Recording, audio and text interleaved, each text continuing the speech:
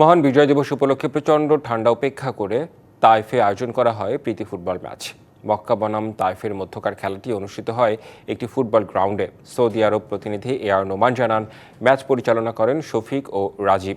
এতে প্রধান অতিথি ছিলেন জাহিদ মোশাররফ। অন্যান্যদের মধ্যে আরও উপস্থিত ছিলেন মোহাম্মদ জালাল, মুজাহিদ, বাবুল হোসেন, ইমন সরকার, জামাল মাসুম, কামাল সহ মক্কা তাইফ প্রদেশের সাধারণ প্রবাসীরা। প্রধান অতিথি ছিলেন।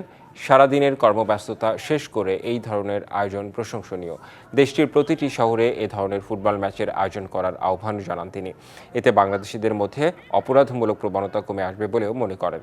বর্তমানে কিছু সংখ্যক বাংলাদেশি বিভিন্ন অপকর্মের সাথে জড়িয়ে পড়ার কারণে সাধারণ প্রবাসীরা ঝুঁকির মধ্যে রয়েছেন উল্লেখ করে বক্তারা বলেন, এসব থেকে সরে না আসলে যে কোনো সময় ভিসা বন্ধ হয়ে যেতে পারে।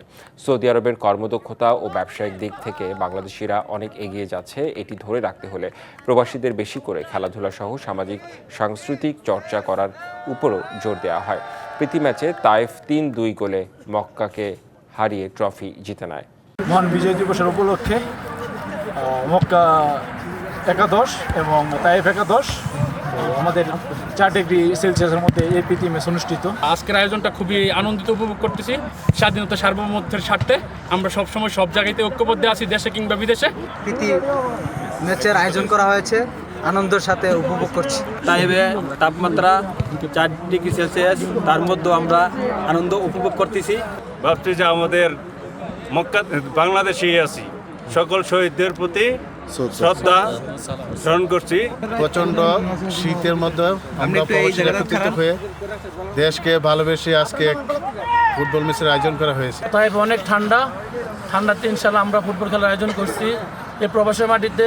আজকে আমরা সমবেত হয়েছি একটি ফ্রেন্ডলি ফুটবল ম্যাচ উপহার দেওয়ার জন্য। আশা করি সবাই খুব ভালোভাবে উপভোগ করবে। নতুন এবং ফিরে আসা গ্রাহকদের জন্য নগদে চলছে ক্যাশব্যাক সহ প্রতিদিন হাজারো উপহার জেতার সুযোগ। হবে আশা আর ফেরা, সারপ্রাইজ সেরা।